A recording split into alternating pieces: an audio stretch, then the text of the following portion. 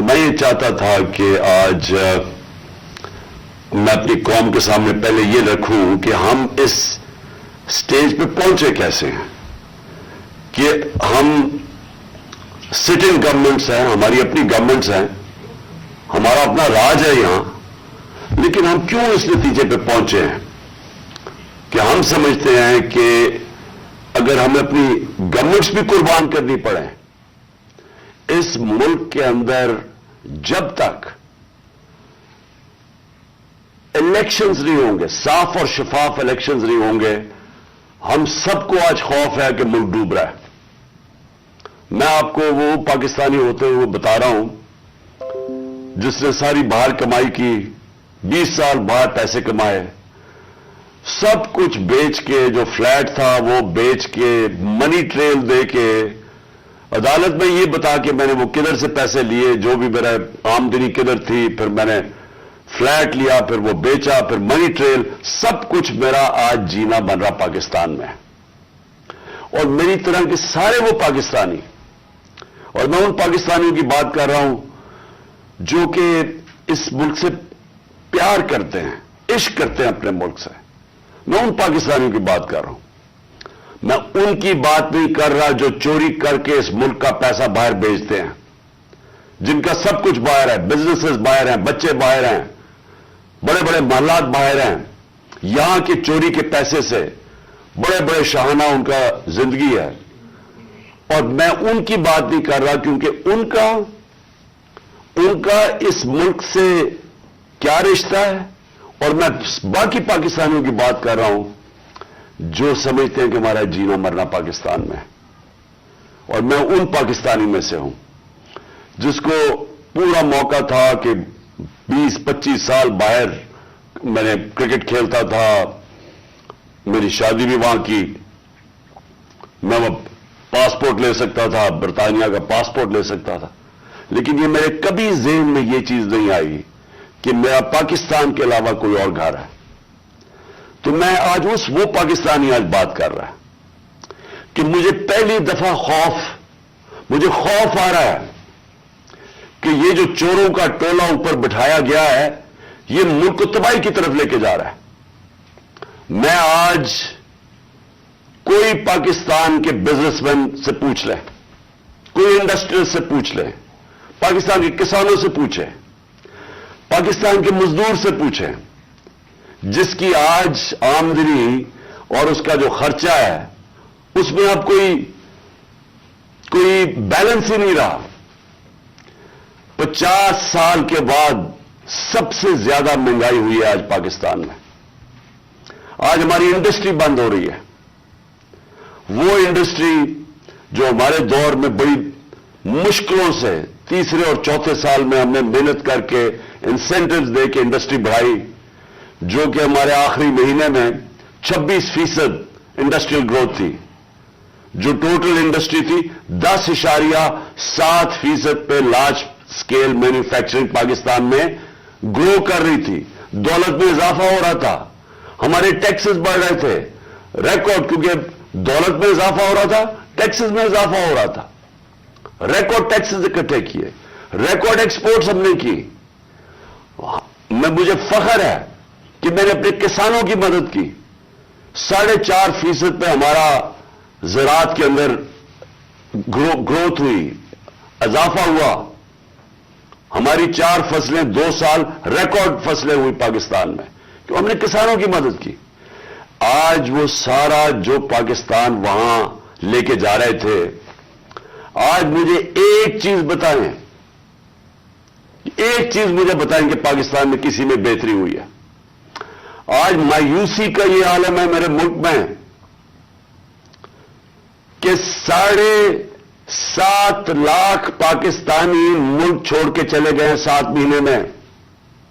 ان میں پروفیشنلز تھے، اس ملک نے ان کے اوپر پیسہ خرچ کیا ہوا تھا، ڈاکٹرز تھے، پروفیشنلز تھے، انجینئرز تھے، سکل ورکر، جو تنخواہ جو سکل ورکر ہوتا ہے، 7.5 لاکھ لوگ ملک کو چھوڑ کے چلے گئے ہیں مایوسی میں۔ آج یہ عالم ہے، اس ملک کو آج ادھر ہم لے آئے ہیں کہ डाकू राज ऊपर बैठ गया है। 30 साल से जो लोग लूट रहे थे उनको आके ऊपर बैठा दिया।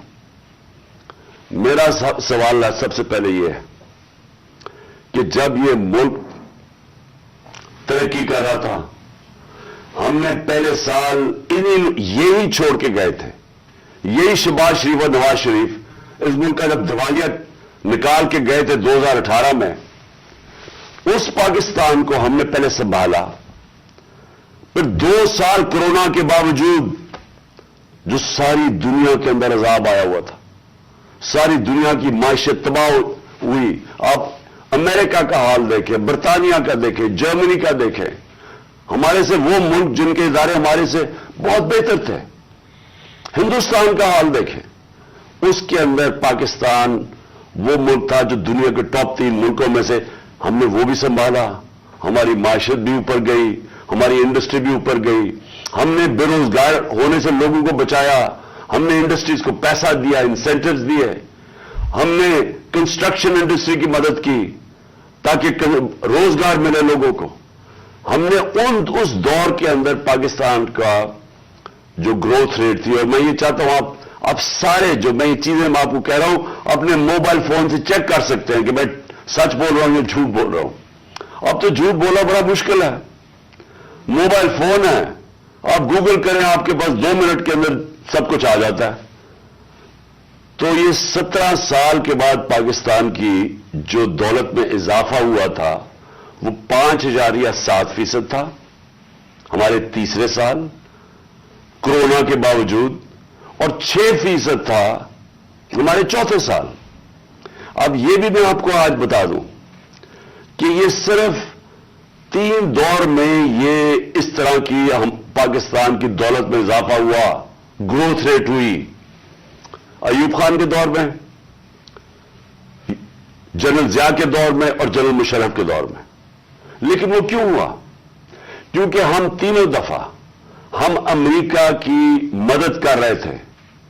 एक दफा हम अफगान जहाद में शामिल थे जनरल जिया के जमाने में, फिर वॉर ऑन टेरर में शामिल थे जनरल मुशर्रफ के दौर में, अयूब खान के दौर में हम किस में शामिल थे?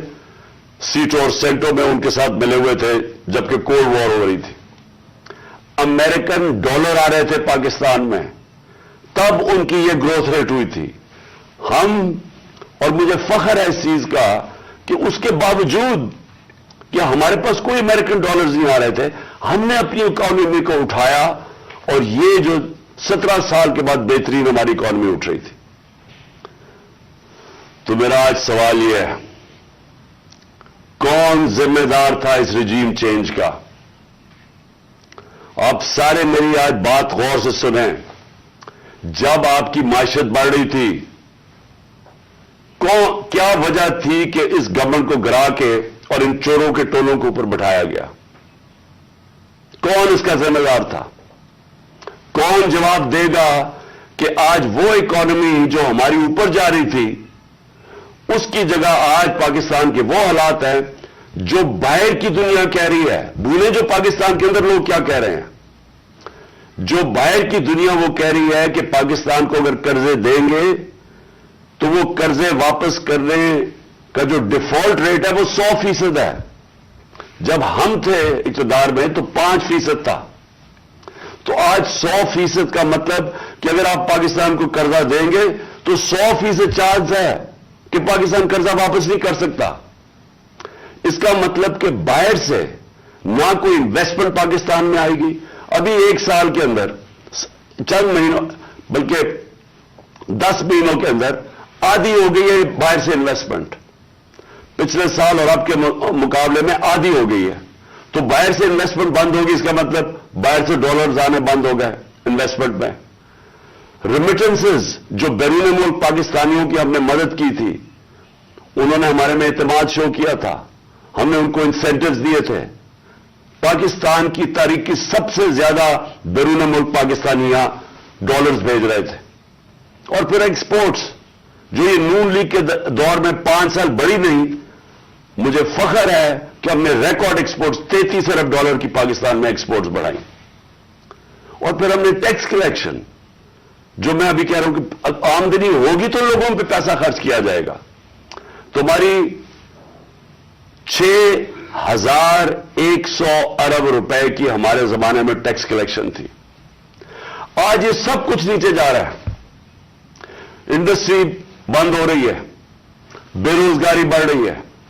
हमारे जमाने में, और जमाने की बात करो 7-8 महीने पहले, फैसलाबाद के अंदर टेक्सटाइल का मजदूर नहीं मिलता था, बाहर से लाना पड़ते थे। रिकॉर्ड टेक्सटाइल इंडस्ट्री की सेल थी। तो आज बेरोजगारी बढ़ रही है, 50 साल के बाद सबसे ज्यादा महंगाई है। आज हमारे मुल्क का यह हाल है कि ना बाहर से किसी को इत्मीनान है इस हुकूमत के ऊपर, और 88% पाकिस्तान के जो इन्वेस्टर हैं, जो बिजनेसमैन हैं, उन्होंने कहा कि हमें इस हुकूमत पर इत्मीनान नहीं है। तो मेरा सवाल मेरे 2 सवाल हैं आज। पहला तो सवाल यह है कि जब बाहर से पैसा ही नहीं आ रहा और हमने अपने कर्जे की किस्तें वापस करनी है डॉलर्स में, हमने जो बिजली के कॉन्ट्रैक्ट साइन किए हुए हैं वो डॉलर्स में किए हुए हैं, जो कैपेसिटी पेमेंट है, चाहे बिजली इस्तेमाल करें या ना करें, ये जो पिछली हुकूमत ने साइन किया है वो डॉलर्स में किए हुए हैं, डॉलर्स में पैसे देने हैं। तो जब डॉलर्स आ ही नहीं रहे पाकिस्तान में और कम हो गए आना, कर्जे हमारे बढ़ते जा रहे हैं, तो आगे पाकिस्तान कैसे आगे चलेगा? एक ही उम्मीद लगाई हुई है इन्होंने कि किसी ना किसी तरह जाके चाइना के पैर पकड़े या हम IMF के पड़े कि हमें वो पैसे दे दें। लेकिन वो तो कैंसर का इलाज डिसिप्लिन से है, वो तो थोड़ी देर आराम आएगा, फिर कर्जे तो बढ़ते जा रहे हैं। तरीका सिर्फ एक था जो हमने कोशिश की कि मुल्क की दौलत में इजाफा हो। जब आपके मुल्क की दौलत में इजाफा होगा तो आप कर्जे वापस करेंगे। तो आगे तो इनके पास कोई रोड मैप ही नहीं है। अगर ये बड़ा अच्छा उन्होंने हमारी माइशत को संभाला होता तो हम आराम से इनके साथ कहते चले ठीक है अपना टाइम पूरा कर लें। लेकिन मुल्क तो नीचे जा रहा है, हर चीज नीचे जा रही है मुल्क में, और मुझे खौफ है कि ये डिफॉल्ट की तरफ जा रहा है। यानी अभी भी हम हमारी एलसीज है पेमेंट नहीं कर रहे हैं, अभी भी हम पैसे जो बाहर के हमारे जो अपने लाइबिलिटीज है अभी तक हम अब वो भी पैसे नहीं दे रहे। तो सवाल ये है कि इनके पास क्या रोड मैप है? कोई रोड मैप नहीं है। ये सिर्फ एक चीज ये चाहते हैं कि किसी ना किसी तरह इलेक्शन को डिले करें। इसलिए नहीं कि इन्होंने माइशत को उठा देना है, ये इसलिए डिले करना चाहते हैं कि ये खौफजदा हैं इलेक्शन से। इनको डर लगा हुआ है कि जब भी इलेक्शन होंगे इन्होंने हार जाना है, तो अपने आप को बचाने के लिए ये मुल्क को तबाह कर रहे हैं। क्योंकि इन्होंने इलेक्शन में हार जाना है इसलिए ये इलेक्शन नहीं कर रहे हैं और ये इलेक्शन डिले करेंगे। और मैं ये समझता हूं कि ये अक्टूबर में भी नहीं इलेक्शन करवाएंगे। कोई ना कोई इलेक्शन कमीशन इनका साथ मिला हुआ है, एक बड़ा बददियानतदार आदमी है, वो इनके साथ मिला हुआ है और वो इनको तरीके से बताएगा कि कैसे इलेक्शन डिले किया जा सकता है। इसी इलेक्शन कमीशन ने जब सुप्रीम कोर्ट जब गए सुप्रीम कोर्ट में, जब हमारी गवर्नमेंट गिरा रहे थे ये, तो इसी सुप्रीम कोर्ट के पास जब हम गए तो वो मान गए थे कि इलेक्शन हमने कहा इलेक्शन करवा दो, वो मान गए थे। इस इलेक्शन कमीशन ने वहां जाके कहा कि जी मैं 7 महीने तक इलेक्शन नहीं करवा सकता, और उसकी बेसिस पे इलेक्शन नहीं हुए। पाकिस्तान का आइन कहता है कि इलेक्शन कमीशन को सारा वक्त तैयार होना चाहिए 90 दिन में इलेक्शन करवाना, और मैं ये समझता हूं कि ये पूरी कोशिश करेगा इनके साथ मिलकर कि किसी ना किसी तरह ये इलेक्शन खींचे। इनको कोई पाकिस्तान की फिक्र नहीं है क्योंकि इनके पैसे बाहर पड़े हुए हैं, रुपया गिरता है, इनके पैसे डॉलर में, इनकी दौलत में इजाफा होता है। इनको कोई फिक्र नहीं है कि अगर मुल्क नीचे जाता है तो इन्होंने तो फिर बाहर चले जाना है। ये तो हमेशा जब मुश्किल आती है इनको पर कोई केसेस होते हैं बाहर भाग जाते हैं। तो लेकिन मेरा जो सवाल है कि कौन जिम्मेदार था इसका? किसने एक चलती हुई हुकूमत जो अच्छी भली जो मैं खुद आपको बता रहा हूं, और ये आप इकोनॉमिक सर्वे ऑफ पाकिस्तान में देख सकते हैं कि हमारी परफॉर्मेंस क्या थी। میں نہیں اگر کہہ رہا تو آپ خود دیکھ سکتے ہیں، اس حکومت کو سازش کر کے بیرونی سازش کا حصہ بن کے کون ذمہ دار رہا اس کا ایک آدمی ذمہ دار ہے، اس کا نام ہے جنرل باجوہ۔ میں اس کے خلاف اس لیے نہیں بات کرتا تھا، آرمی چیف تھے، آرمی چیف کے خلاف آپ کیوں نہیں بات کر سکتے؟ کیونکہ فوج کے اوپر فوج کو برا نام نہ آئے۔ ہم سب سمجھتے ہیں کہ اس ملک کو جو میری طرح کے لوگ آزاد ذہن کے لوگ ہیں، ہم تو اپنی فوج کو چاہتے ہیں مضبوط ہو، ہماری تو ساری پوری کوشش ہے کہ مضبوط فوج ہو تاکہ ہم آزاد ملک رہ سکیں۔ تو اس لیے ہم چپ کر کے بیٹھے رہے اور یہ سارے تماشے دیکھتے رہے کہ کیسے سازشیں ہوئیں، کیسے لوگوں کو بتایا گیا۔ میں آپ کے سامنے ذرا ایک چھوٹی سی کلپ دکھانا چاہتا ہوں کہ اگر آپ کو کوئی شک ہے کہ ہوا کیا، تو پہلے تو الیکشن سے پہلے ہماری حکومت گرانے سے پہلے 4 نون لیگ کے جو بڑے نام ہیں انہوں نے کیا کہا؟ ان سے جب پوچھا گیا کہ جناب آپ نو کانفیڈنس موشن کامیاب ہو سکتی ہے اسٹیبلشمنٹ کے بغیر، اور یہ انہوں نے کہا، ذرا یہ سب اب میں چاہتا ہوں پہلے سب دیکھیں۔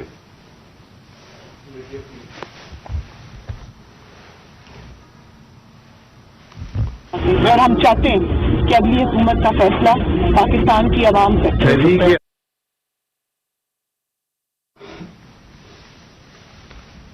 مجھے بتانے کا واپس نہیں ہے، کوئی ڈیل کر کے اقتدار نہیں چاہتے پاکستان میں۔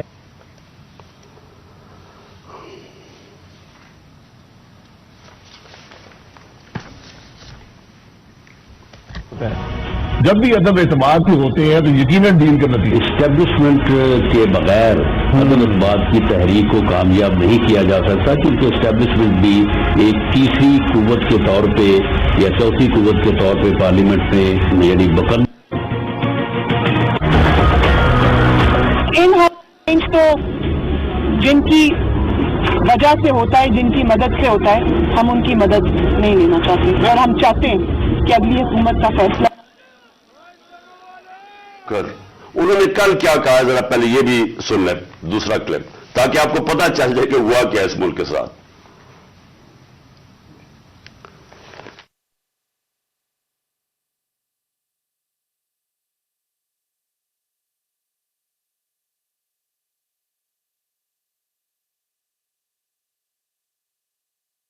آپ کو بھی پتا ہے، مجھے بھی پتا ہے کہ باپ کی حمایت وہ کسی بھی اگر طرف ٹلٹ کرتے ہیں وہ اپنے سیاسی فیصلے کرنے میں آزاد۔ کیا ایم کیو ایم اس کی حمایت ہمیں مل سکتی تھی؟ میں سارا ہوا یہ پولیٹیکل پارٹی سے خود مینج کیا آپ کے خیال میں؟ بہت زیادہ خود مینج کیا، بہت زیادہ خود بھی مینج کیا، لیکن تھوڑا سا گڑ کے اندر میٹھے کے اندر تھوڑی سی اور شامل ہو گیا، پھر کیا؟ پھر اس کے بعد جو سیاسی مخالفین کے اوپر تشدد آج کل کے دور میں جو ہو رہا ہے، اس میں ہم ماؤتھ پیس بنے ہوئے ہیں۔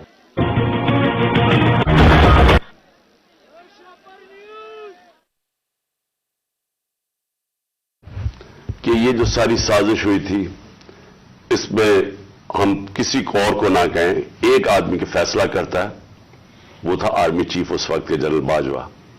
انہوں نے یہ فیصلہ کیا ہمیں ہٹانے کا۔ کیا وجہ تھی اس کے پیچھے؟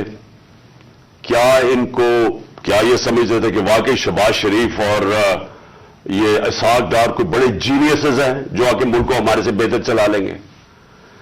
کیا وجہ تھی کہ انہوں نے ایک سٹنگ گورنمنٹ کو گرا دیا؟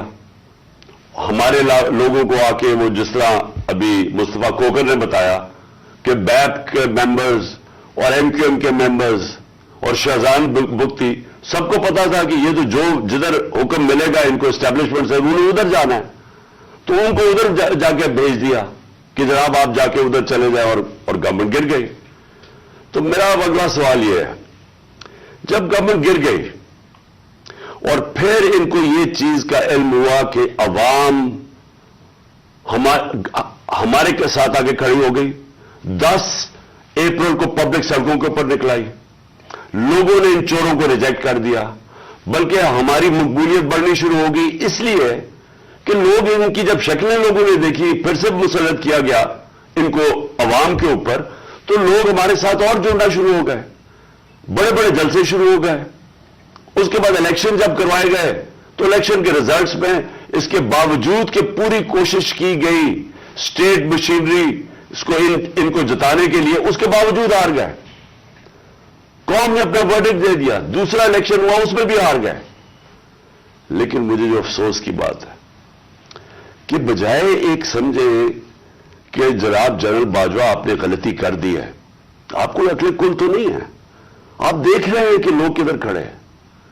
انہوں نے ہمارے اوپر جو ظلم کیا ہے، جس طرح ہمارے اوپر ظلم کیا گیا، میں آپ کو یقین دلاتا ہوں کہ جنرل مشرف کے مارشل لاء میں میں اپوزیشن میں تھا، مجھے انہوں نے جیل میں ڈالا. میں نے کہیں اس طرح کا ظلم نہیں دیکھا جنرل مشرف کے دور پہ جو یہ جنرل باجوہ نے ہمارے پہ کروایا. ہمارے لوگوں کے اوپر دھمکیاں، ٹیلی فون سے دھمکیاں آ رہی ہیں. وہ جو ہماری حمایت کرے یا جو ہمارے ساتھ میڈیا کے لوگ ہوں ان کے اوپر دھمکیاں.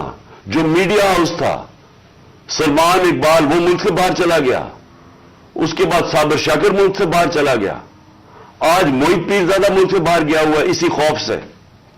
ارشد شریف، اتنی بڑی ٹریجڈی ہوئی ہے، اس کو جو دھمکیاں دی، کیا وجہ تھی اس کی؟ وہ ایک دیانتدار آدمی، وہ بتا رہا تھا کہ اس ملک کے ساتھ کیا ظلم ہوا ہے، کہ اچھی بلی گورنمنٹ آپ نے گرا کے چوروں کو بٹھا دیا. تو بجائے یہ کہ کریکٹ کرنا، ہمارے اوپر ظلم شروع ہو گیا.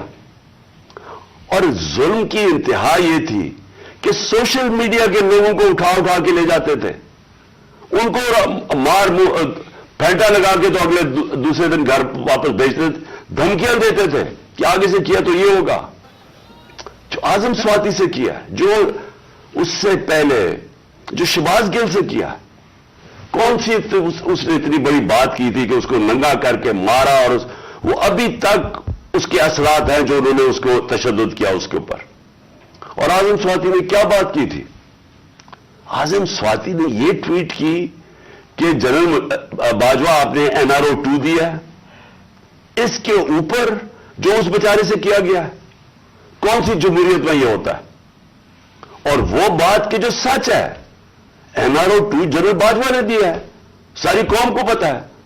مجھے پتا ہے کہ میں جب کہتا رہا، جب میں گورنمنٹ میں تھا، میں جنرل باجوہ کو کہتا رہا کہ یہ 30 سال سے چوری کر رہے ہیں، ان کے اوپر کرپشن کیسز ہیں، نیب آپ کے نیچے ہے، آپ نیب کنٹرول کرتے ہیں، میرے نیچے ہی نہیں ہے، کیوں نہیں ان کے کیسز آگے بڑھاتے؟ پہلے تو ہمیں سارا وقت یہ بتاتے رہے کہ فکر نہ کریں سر، ہو رہا ہے سب کچھ، سر ابھی کچھ ہو رہا ہے، پہلے تو ہمیں یہ بتاتے رہے. آہستہ آہستہ ہمیں پتا چلا کہ ان کی تو کوئی نیت ہی نہیں ہے کرپشن کی. مجھے پھر کہنا شروع ہو گئے کہ جی آپ ملک کی اقتصادیات کو ٹھیک کریں، اکانومی کو ٹھیک کریں، بھول جائیں اس کو، یہ اکاؤنٹیبلٹی کو. کبھی کوئی مہذب معاشرہ یہ اجازت دیتا ہے کہ بڑے بڑے لوگ جو اربوں روپے کی چوری کریں، آپ کہیں ان کو بھول جائیں، ان کو NRO دے دیں، اور آپ چھوٹے چھوٹے چوروں کو پکڑنا شروع کریں اور سمجھیں کہ آپ کا ملک ترقی کر سکتا ہے؟ کیا چین پاگل ہے جنہوں نے 450 وزیروں کو جیلوں میں ڈالا ہے پچھلے چند سالوں میں؟ کیا جو پریزیڈنٹ شی جن پنگ ہے اس کو اسٹیٹسمین مانا جاتا ہے، اس نے وہ کام کر دیا جو دنیا میں کسی نے کیا ہی نہیں ہے. 70 کروڑ لوگوں کو اس نے غربت سے نکالا ہے چائنا میں پچھلے 30 سالوں میں. وہ اس کو کیا ضرورت پڑی ہے کہ جو کرپٹ منسٹر ان کو پکڑے، ان کا احتساب کرے؟ کیونکہ کوئی معاشرہ بھی کامیاب نہیں ہو سکتا جب تک رول آف لا نہیں ہوتا، جب تک انصاف نہیں ہوتا، جب تک آپ بڑے بڑے لوگوں کو، جو اصل تو نقصان ملک کو بڑے چور کرتے ہیں، آپ ان کو پکڑ نہیں رہے اور آپ کہیں گے نیچے سے یہ بیچارے چھوٹے چھوٹے لوگوں پٹواریوں کو پکڑتے رہے. اور یہ ہمارے سامنے ہوا. شہباز شریف کو بچایا گیا، اس کو اوپر اوپن اینڈ شٹ کیس تھا، اس کا 16 ارب روپے کا یہ جو FI کا کیس تھا، اس میں تو کوئی شک ہی نہیں تھا. اور اس کا جو بیٹا باہر بھاگ گیا، آج جو سلمان شہباز واپس آیا ہے، وہ کیوں باہر بھاگا تھا؟ جیسے ہی FIA نے اس سے سوال پوچھا کہ جناب بتائیے مقصود چپڑاسی اور نوکروں کے پاس اربوں روپے کدھر سے آئے، وہ ایک دم ملک سے باہر بھاگ گیا. اور اس کو ان ساروں کو واپس لایا جا رہا ہے. کیا ہوا؟ اس میں کوئی شک ہے کہ NRO 2 دے کے اس سارے ملک کا ایک جنرل مشرف نے نقصان کرایا تھا NRO 1 کا. इस मुल्क ने भारी कीमत अदा की उसकी, 4 गुना ज्यादा हमारा कर्जा चढ़ाया इन्होंने 10 सालों में लूट मार करके। अब फिर जब इनके ऊपर केसेस थे, 1100 अरब रुपए के केसेस है, वो इन्होंने फिर उनको NR2 दिलवा दिया। तो कौन था इसका जिम्मेदार? किसने ये किया था? जनरल बाजवा ने किया था। मैं आपको चीजें इसकी तरफ दिखाना चाहता हूं कि कैसे कानून इन्होंने बनाया जिसमें बचे लोग, जिसमें हर किसी को बचाया गया। इन्होंने जनाब नैब लॉ की सेक्शन 4 में अमेंडमेंट की, उसके अंदर ये फैसला, उसके अंदर कौन बचते हैं? राजा परवेज अशरफ बच जाते हैं और शायद खाकान अब्बासी बच जाते हैं। फिर उन्होंने एक और किया, बेनामीदार की डेफिनेशन सेक्शन 5E, उसमें मरियम नवाज पाक होके निकलाई सारी चोरी से। फिर उन्होंने सेक्शन 9 जिसके अंदर शहबाज शरीफ बच जाते हैं, और उस जिसके अंदर के अगर आप किसी और के नाम पे, यानी अगर आप मैं प्राइम मिनिस्टर हूं, मैं अपने खानदान के नाम पे चीजें लूं तो इसका मतलब कि आप जवाबदेही नहीं है। तो जो TT के सारे केसेस थे शहबाज शरीफ के, वो उससे पाक हो गया। फिर सेक्शन 14 कि आपको बताना पड़ता है कि अगर मेरे पास कोई बाहर एसेट्स हो, यानी इंग्लैंड में मेरी जगह हो या कोई बाहर हो, अमेरिका में हो, तो अगर ये पता साबित हो जाए कि ये मेरी जगह है, तो मुझे बताना पड़ता है कि ये मेरे किधर से पैसा आया इसको खरीदने के लिए। वो उन्होंने साफ कर दिया। अब नैब बताएगी कि उनके पास पैसा किधर से आया। यानी हर दुनिया के अंदर अगर मैं पब्लिक ऑफिस होल्डर हूं, ये मेरी जिम्मेदारी है बताने के लिए कि अगर मेरा कोई बड़ा महल मैंने खरीदा हुआ है, मुझे बताना पड़ता है पैसा किधर से आया। उन्होंने वो कानून ही खत्म कर दिया। चुन चुन के, आसिफ जरदारी भी इसमें साफ हो गया, चुन चुन के वो लोग जो 30 साल से इस मुल्क को लूट रहे थे, उन सारों को उन्होंने पाक और साफ कर दिया। ये असल वजह है मायूसी की आज पाकिस्तान में। लोग जिन्होंने ये तमाशा देख रहे हैं कि एक तरफ कौम मर रही है इस महंगाई के अंदर और फैक्ट्रियां बंद हो रही हैं, बेरोजगारी की कर्जे चढ़ते जा रहे हैं, एक तरफ ये है, और दूसरी तरफ ये अरबों रुपए की इनकी करप्शन माफ हो रही है। और ये बहुत बड़ी वजह है आज मायूसी की। और मैंने ये जो हमारे ऊपर जुल्म हुआ, मैं सिर्फ उसके ऊपर आना चाहता हूं कि मुझे एक जगह बताया गया जनरल बाजवा ने कि जी आपके लोगों के ऊपर हमारे पास तो फाइलें हैं उनकी करप्शन की, उनके ऊपर फिल्में बनी हुई हैं, उनकी वीडियोस बनी हुई हैं।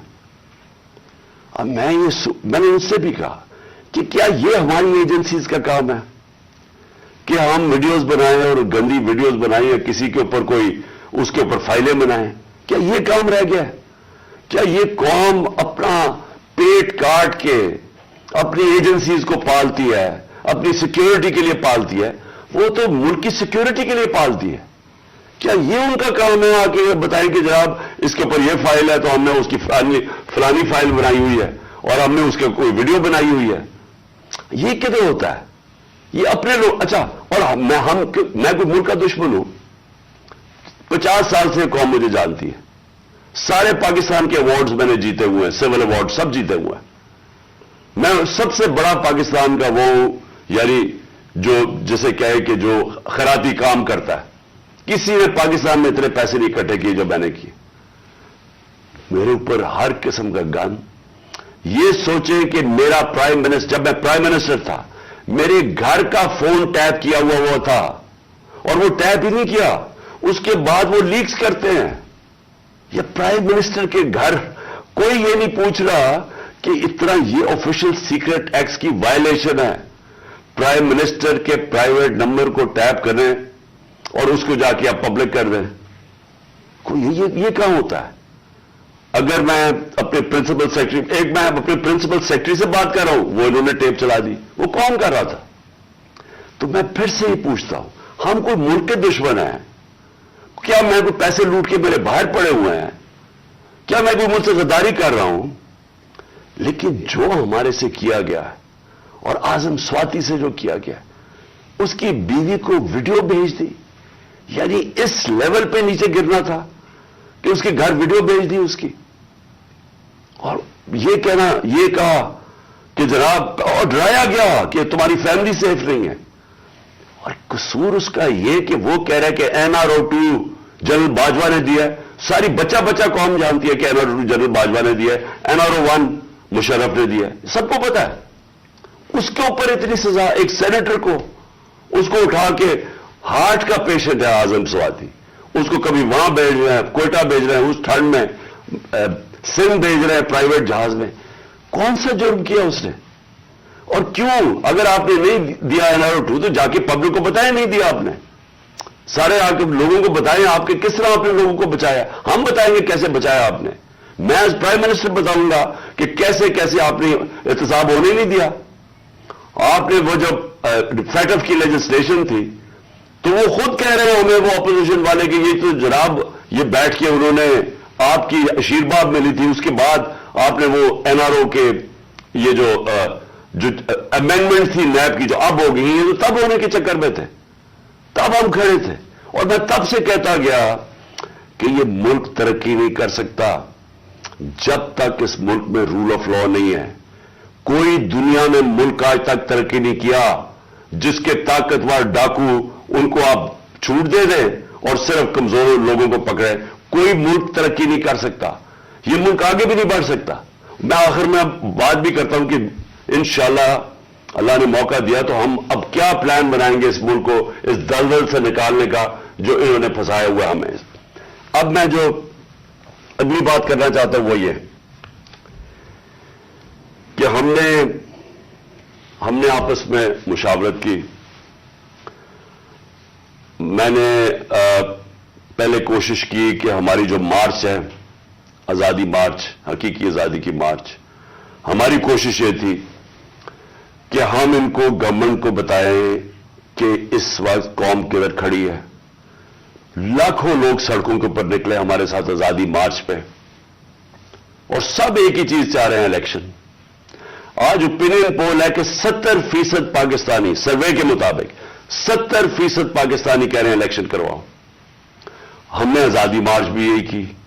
ہم نے گورنمنٹ کو کہ ایک آئین کے اندر رہ کے ہم نے ان کو پریشر ڈالنے کی کوشش کی کہ دیکھیں یہ عوام ادھر کھڑی ہوئی ہے اور آپ صرف کہ جی ہمارے کرپشن کے کیسز معاف ہو جائے یا نواز شریف کو پاک کر دیں اور پھر وہ کوئی نیلسن منڈیلا پاکستان آ جائے اور اس کے لیے ملک ڈوبتا جائے, لیکن آپ کو صرف ایک ہی کرپشن کا پڑا ہوا تھا. میں صرف ایک آپ کو چاہتا ہوں کہ کلپ ضرور دیکھیں. یہ جس دن 2 دن پہلے یعنی میں آفس سے گیا 9 اپریل کو, یہ 8 اپریل کو اس پچھلی اپریل کو میں نے یہ کلپ ریکارڈ عوام سے خطاب کیا تھا. میں صرف چاہتا ہوں یہ آپ دیکھ لیں کہ یہ نہیں کہ مجھے نہیں پتا تھا کہ کیا ہوگا یا یہ جو ہوا ہے یہ ہمیں پتا نہیں تھا, یہ ہونا تھا. اور اس کے اوپر میں نے 2 دن پہلے اقتدار چھوڑنے سے پہلے یہ ذرا کلپ ذرا دیکھ لیں. اسی طرح بس پاور مل جائے تاکہ پھر سے پہلے جو NRO1 بنا تھا ان کو ساروں نے انہوں نے مل کے جو چوری کی جنرل مشرف نے NRO دے دیا, اب یہ NRO2 ہوگا. ان کا مقصد صرف یہ ہے کہ وہاں اسمبلی پہ آئیں. سب سے پہلا یہ کام میں آج آپ کو کہہ رہا ہوں, انہوں نے نیب کو ختم کرنا ہے, انہوں نے اپنے کرپشن کیسز ختم کرنے. اس وقت حالات یہ ہیں کہ یہ جو سارے ضمانت کے اوپر ہے, ڈر کس چیز کا ہے, ان کے سارے کیسز آنے لگے سامنے, تو وہ جلدی ہٹانا چاہتے تھے کہ کسی طرح یہ اپنے کیسز سے نکل جائے. اب یہ سارا یہ جھمگٹا اکٹھا ہو جائے گا اور صرف ایک مسئلہ کسی طرح بس پاور مل جائے تاکہ پھر سے پہلے جو NRO1 بنا تھا ان کو ساروں نے انہوں نے مل کے جو چوری کی جنرل مشرف نے NRO دے دیا, اب یہ NRO2 ہوگا. ان کا مقصد صرف یہ ہے کہ وہاں اسمبلی پہ آئیں. سب سے پہلا یہ کام میں آج آپ کو کہہ رہا ہوں, انہوں نے نیب کو ختم کرنا ہے, انہوں نے اپنے کرپشن کیسز ختم کرنے. اس وقت حالات یہ ہیں کہ یہ جو سارے ضمانت کے اوپر ہے, ڈر کس چیز کا ہے, ان کے سارے کیسز آنے لگے سامنے, تو وہ جلدی ہٹانا چاہتے تھے کہ کسی طرح یہ اپنے کیسز سے نکل جائے. اب یہ سارا یہ جھمگٹا اکٹھا ہو جائے گا اور صرف ایک مسئلہ کسی طرح بس پاور مل جائے تاکہ پھر سے پہلے جو NRO1 بنا تھا ان کو ساروں نے انہوں نے مل کے جو چوری کی جنرل مشرف نے NRO دے دیا, اب یہ NRO2 ہوگا. ان کا مقصد صرف یہ ہے کہ وہاں اسمبلی پہ آئیں. سب سے پہلا یہ کام میں آج آپ کو کہہ رہا ہوں, انہوں نے نیب کو ختم کرنا ہے, انہوں نے اپنے کرپشن کیسز ختم کرنے. اس وقت حالات یہ ہیں کہ یہ جو سارے ضمانت کے اوپر ہے, ڈر کس چیز کا ہے, ان کے سارے کیسز آنے لگے سامنے, तो वो जल्दी जल्दी हटाना चाहते थे कि किसी तरह ये अपने केसेस से निकल जाए। अब ये सारा ये जो मुद्दा इकट्ठा हो जाएगा और सिर्फ एक मसला किसी तरह बस पावर मिल जाए, ताकि फिर से पहले जो NRO 1 बना था इनको सारों ने इन्होंने मिलकर जो चोरी की जनरल मुशर्रफ ने NRO दे दिया, अब ये NRO 2 होगा। इनका मकसद सिर्फ ये है कि वहां असेंबली पे आए। सबसे पहला ये काम मैं आज आपको कह रहा हूं, इन्होंने नैब को खत्म करना है, इन्होंने अपने करप्शन केसेस खत्म करने हैं। इस वक्त हालात ये हैं कि ये सिर्फ आपको इसलिए दिखा रहा था कि हमें सब पता था ये क्या हो रहा है। मुझे ये साजिश का पूरी तरह पता था। मुझे मेरे हटने से 1 साल पहले का अंदाजा हो गया था कि ये शहबाज शरीफ को तैयार किया जा रहा है लाने के लिए। इसके बावजूद कि उसके पास 16 अरब रुपए उसके और उसके बच्चों के ऊपर FIA केस थे और 8 अरब रुपए के नैब के केस थे। तो मुझे ये सारा पता था ये हो रहा है। और मुझे अफसोस की बात यह है कि मैं जब भी पूछता था जनरल बाजवा से तो हमेशा कहते थे कि नहीं, हम तो किसी सूरत हम ऐसा नहीं कर सकते, हम तो कंटिन्यूटी चाहते हैं। तो उसका नतीजा क्या हुआ? वो आ गया, शहबाज शरीफ आ गया और आपके सामने जो मुल्क के अब हालात हैं, अब सब सारी कौम के सामने है। मेरा पॉइंट ये है आज कि मैं अभी आखिरी जो अभी अनाउंसमेंट जो करने लगा हूं, उससे पहले मैं सिर्फ ये पूछना चाहता हूं, कौन है जिम्मेदार इसका? क्या कोई इसका जवाब देगा कि अच्छी भली गवर्नमेंट चलते हुए उसको गिरा के इन चोरों को ऊपर ले आए? और मेरा अगला सवाल यह है कि उसके बाद जो हमारे ऊपर सख्तियां की गई, जो सोशल मीडिया पे जो मीडिया जो हमारी हमायत करता था, केसेस की मेरे ऊपर बारिश हो गई, मुझे दहशतगर्दी का केस करवा दिया। 25 मई को पुलिस ने जिस तरह हमारे ऊपर जुल्म किया, और जब हम पुलिस वालों से पूछते थे वो कहते जी हमें पीछे से ऑर्डर है। जिस तरह का हमारे ऊपर जुल्म किया गया, मैं सवाल ये पूछता हूं कि क्या हम भेड़ बकरियां हैं, हम कीड़े मकोड़े हैं कि आप जब फैसला करें पहले आप, और मैंने आपके कानों से, जनरल बाजवा के कानों से सुना कि ये करप्ट है, अब आपने फैसला किया कि ये ठीक हो गए हैं और आपने फैसला किया कि जनाब ये आप मुल्क को ठीक करेंगे। तो क्या हम वो कीड़े मकोड़े हैं कि जिधर आप भेड़ बकरियों को धकेलेंगे हम उधर चले जाएंगे? यानी हम इंसान हैं या हम जानवर हैं कि जो आपका फैसला हो बंद कमरों के अंदर हम उसी के ऊपर चल पड़े?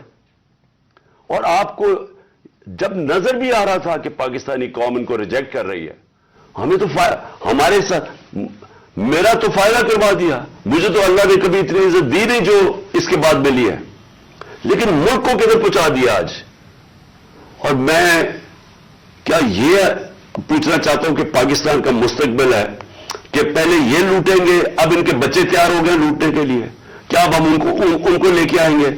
और अगर हम उनके खिलाफ जाएंगे और हम उनको रेजिस्ट करेंगे तो हमें फैटा लगाया जाएगा, हमारे पर केसेस किए जाएंगे, हमें डराया जाएगा। मुझे अभी भी कह रहे हैं कि जी आप अगर ये आपने गवर्नमेंट छोड़ दी तो आपके ऊपर बड़ा जुल्म होगा, आपकी प्रोटेक्शन चली जाएगी। जब मैं जा रहा था, मैं आज अपनी कौम को बताना चाहता हूं कि जब मैं जा रहा था मार्च के ऊपर, सबको, मेरे इर्द गिर्द भी लोगों को पता है, मैंने सबको कहा था कि इसमें वारदात होगी, मेरे खिलाफ मेरी जान को खतरा है। मैंने टीवी के ऊपर जाके उससे पहले बताया था कि ये दीनी इंतहा पसंद के नाम पे मुझे कत्ल करेंगे। हर रोज जब मैं मार्च पे जाता था और मैं बुशरा बेगम को खुदा हाफिज कहता था, मैं तो उनको सलाम करता हूं कि उनको पता होते हुए कि मेरी जान खतरे में थी, उसके बावजूद वो मुझे कहती थी कि नहीं जाओ, ये जहाद है, ये अल्लाह के लिए आप काम कर रहे हैं।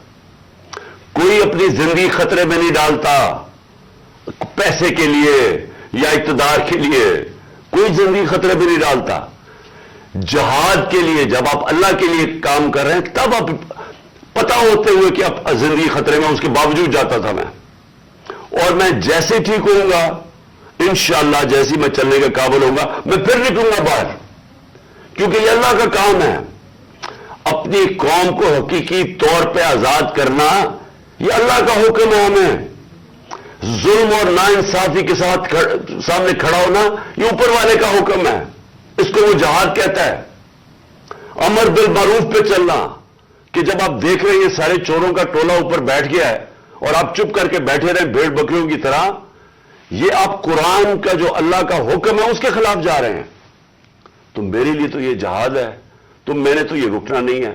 اور میں اپنی ساری قوم کو آج کہہ رہا ہوں, میں نوجوانوں آپ کو کہہ رہا ہوں, یہ کبھی نہ سوچے جو یہ 7.5 لاکھ ہمارے لوگ ملک چھوڑ کے گئے ہیں. مجھے افسوس ہے کہ دیکھیں آسان راستہ ہے. میرے لیے کیا آسان زندگی تھی. میں کرکٹ کے بعد کچھ بھی نہ کرتا, تھوڑی سی کرکٹ کے اوپر بات چیت کرتا ہوں. اللہ نے مقام اتنا دیا ہوا ہے, میں کروڑ روپیہ کما سکتا ہوں. مجھے تو کچھ کرنے کی ضرورت نہیں تھی. لیکن اللہ نے ہمیں کسی مقصد کے لیے پیدا کیا ہے. جانور آتے ہیں, بچے پیدا کرتے ہیں, کھا پی کے مر جاتے ہیں. تو انسان بھی اگر اس کو اب سمجھ ہی نہ آئے کہ اللہ نے ہمیں کسی مقصد کے لیے پیدا کیا ہے, تو اس میں جانوروں میں کیا فرق رہ جاتا ہے. وہ جب قرآن کی آیت ہے کہ جب انسان فرشتے سے بھی اوپر چلا جاتا ہے لیکن گرتا ہے تو جانور سے بھی نیچے چلا جاتا ہے. تو میں اپنی ساری قوم کو کہہ رہا ہوں کہ دیکھیں ہمارے سامنے اب 2 راستے ہیں. ہم ان چوروں کے ٹولوں کو مان لیں تو ہم اپنی تباہی کر رہے ہیں. اس ملک کا کوئی مستقبل نہیں ہے. ایک ہی راستہ ہے کہ اب جدوجہد کریں. میں وہاں جب گیا, پنڈی پہنچا, اور میں اس وقت بڑی تکلیف میں تھا. میں یہ بھی آپ کو بتا دوں کیونکہ مجھے ڈاکٹرز نے کہا تھا ابھی نہیں آپ ٹریول کر سکتے. میں گیا اس کے باوجود صرف اپنے لوگوں کو کھڑا کرنے کے لیے کہ دیکھیں یہ پاکستان کے لیے ایک فیصلہ کن وقت ہے, اس کو ضائع نہ ہونے دیں. قوم میں بیداری آ گئی ہے. اور میں وہاں 2 میں چیزیں کر سکتا تھا. ہم وہاں دھرنا بھی دے سکتے تھے, لاکھوں لوگ تھے. ہم وہاں اسلام آباد کے اوپر بھی جا سکتے تھے, اتنے لوگ تھے. ہم اسلام آباد میں خون خرابہ ہونا تھا وہاں, اور کئی دفعہ لوگ چاہتے ہیں کہ خون خرابہ ہو, لاشیں گریں تاکہ وہ جناب ان کی تحریک اور اٹھ جائے. میں یہ نہیں چاہتا تھا. میری ساری سٹرگل آئین اور قانون کے بیچ میں ہے. میں کبھی اس سے باہر نہیں نکلا.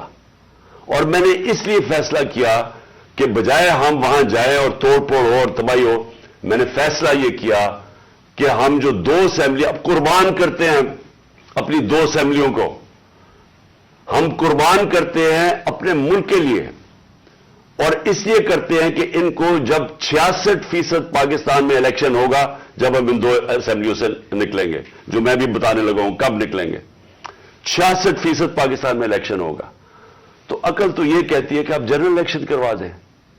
لیکن میں پھر سے کہتا ہوں یہ خوف زدہ ہیں, الیکشن ہارنے سے ڈرے ہوئے ہیں.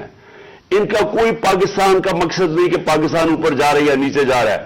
ان کا مقصد ایک ہے, کیسے اپنا چوری کا پیسہ بچانا ہے انہوں نے. اور اس لیے یہ الیکشن نہیں کروائیں گے, اور اسی لیے آپ نے فیصلہ کیا کہ ہم الیکشن کروائیں گے. اور میں نے اپنے سارے وکیلوں سے پوچھ لیا ہے, یہ کوشش بھی کریں گے الیکشن کمیشن کے ذریعے کہ یہ کسی طرح ڈیلے ہو جائے. آئین بالکل اجازت نہیں دیتا 90 دن کے آگے. ہم نے فیصلہ کیا ہے, اور میں بڑا شکر گزار ہوں اپنے دونوں چیف منسٹرز کا کہ انہوں نے بالکل میرے ساتھ چلے ہیں, میرا ساتھ دیا ہے. ہم نے فیصلہ یہ کیا ہے کہ ہم اگلے جمعے کو, آج ہے ہفتہ, اگلے جمعے کو ہم دونوں پختونخوا کی اسمبلی ڈیزالو کر دیں گے اور پنجاب کی اسمبلی ڈیزالو کر دیں گے. اور اس کے بعد ہم الیکشن کی تیاری کریں گے. اور اس کے بعد ہماری جو 123 سیٹیں ہیں اس وقت نیشنل اسمبلی میں, ہم وہاں جا کے نیشنل اسمبلی میں جا کے اسپیکر کے سامنے ہم کھڑے ہو کے کہیں گے کہ ہمارے ریزگنیشن ایکسپٹ کرو. یہ ڈرامے نہ کرو کہ چن چن کے 8 جو انہوں نے پہلے ہمارے ساتھ کیا تھا, انہوں نے بجائے ہمارے باقی ریزگنیشن ایکسپٹ کرنے کے, انہوں نے 8 سیٹیں چنی. یہ جو بڑا کرپٹ یعنی مورلی کرپٹ الیکشن کمیشن ہے, اس نے نواز شریف کے ساتھ بیٹھ کے 8 سیٹیں چنی جو ہماری سب سے کمزور سیٹیں تھیں, جن میں بڑی کم مارجن سے ہم جیتے تھے. اور جدھر پی ڈی ایم کا ووٹ دگنا تھا ہمارے سے اس الیکشن کے اندر, اب یہ عوام دیکھیں کدھر آج ایک باشعور عوام ہے, بیداری آئی ہوئی ہے ہماری قوم میں. پتا ہوتے ہوئے کہ میں نے اسمبلی میں نہیں, میں 8 سیٹوں پہ لڑا, پتا ہوتے ہوئے کہ میں نے اسمبلی میں نہیں جانا, اس کے باوجود میری قوم نے مجھے سارے 8 کی 8 سیٹوں پہ جتایا, 7 سیٹوں پہ جتایا. اور ایک جو کراچی کے اندر سیٹ تھی ذرا وہاں دیکھ لے, وہ الیکشن کمیشن کو وہ دھاندلی نہیں نظر آئے گی جس طرح انہوں نے پوری اسٹیٹ مشینری استعمال کی اور ووٹ باہر پھینک دیا جو ہر بار استعمال کرتا ہے. تو ہم نے یہ فیصلہ کر لیا. میں اپنی قوم کو آخر میں صرف یہ کہنا چاہتا ہوں کہ دیکھیں مایوسی گناہ ہے. آپ مایوس ہو کے گھر بیٹھ جائیں یا آپ باہر ٹکٹ لے کے کسی اور ملک میں چلے جائیں اور کوئی نوکری مل جائے, یہ میری نظر میں یہ ایک انسان اپنی جو ڈیوٹی ہے معاشرے کو اس سے بھاگتا ہے. اصل آپ سب کی ڈیوٹی یہ ہے کہ ہم اب کھڑے ہوں اور ہم ان چوروں کا اور اس کرپٹ نظام کا مقابلہ کریں, اور ہم کریں الیکشن کے ذریعے, اور الیکشن کے ذریعے ان کو سبق سکھائیں آئین اور قانون کے بیچ میں رہتے ہوئے. میں نہیں چاہتا کہ یہ سری لنکا جیسا سچویشن ہو کہ لوگ سڑکوں کے اوپر آ جائیں اور توڑ پھوڑ ہو. میں چاہتا ہوں کہ ہم الیکشن کے ذریعے ان کو شکست دیں, اور ان کو ایسی شکست دیں کہ یہ ہمیشہ کے لیے ان چوروں کا نام و نشان یہاں سے چلا جائے.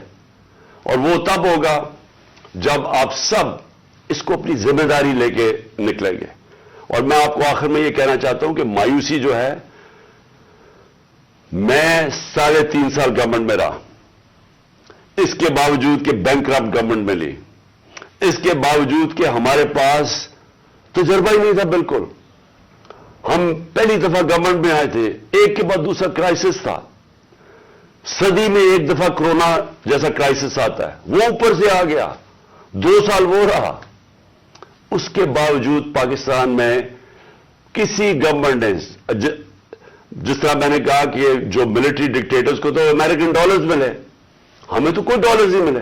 سب سے بہترین ہماری اکنامک پرفارمنس تھی. اس سب کے باوجود اب ہم سمجھ گئے ہیں, مجھے تیسرے اور چوتھے سال میں پوری سمجھ آ گئی کہ یہ گورنمنٹ چلتی کیسے ہے. میں آخر میں صرف آپ کو یہ کہنا چاہتا ہوں, مایوس نہ ہوں. ملک یہ تب اب اٹھے گا جب بڑے اور مشکل فیصلے ہوں گے. یہ مشکل فیصلے ان کے نہیں کہ قیمتیں بڑھاتے جاؤ اور کہو جی مشکل فیصلہ ہے. مشکل فیصلے کا مطلب ملک کے اداروں کو ریسٹرکچر کریں, اس ملک کے اندر انصاف قائم کریں, رول آف لا قائم کریں. اگر اللہ بھاری اکثریت دیتا ہے تو تب آپ یہ سب کچھ کر سکتے ہیں. اس ملک میں اصلاحات کر سکتے ہیں, ادارے ٹھیک کر سکتے ہیں. جو گورنمنٹ کیسے چلتی ہے, اتنی بڑی ہم نے گورنمنٹ بنا دی ہے اور وہ ہمیں آگے نکلنے نہیں دیتی. ہر جگہ رکاوٹیں بن ہوئی ہے, اور ہم نے کافی چینج بھی کیا. ایکسپورٹس بڑھانی ہے, ہم نے ریکارڈ ایکسپورٹس بڑھائی. کیسے ہم نے ایکسپورٹس بڑھانی ہے اس کا ہم نے پلان بنایا ہوا ہے. اسمال اور میڈیم انڈسٹری کو کیسے کھڑا کرنا ہے جو اصل روزگار دیتی ہے اور دولت میں اضافہ ہوتا ہے. اپنی ایگریکلچر جو زراعت ہے, ہم نے چائنا سے بات کر چکے تھے کہ نئی ٹیکنالوجی ہم لے کے آئیں. بدقسمتی سے کرونا کی وجہ سے 2 سال چائنا بند ہو گیا.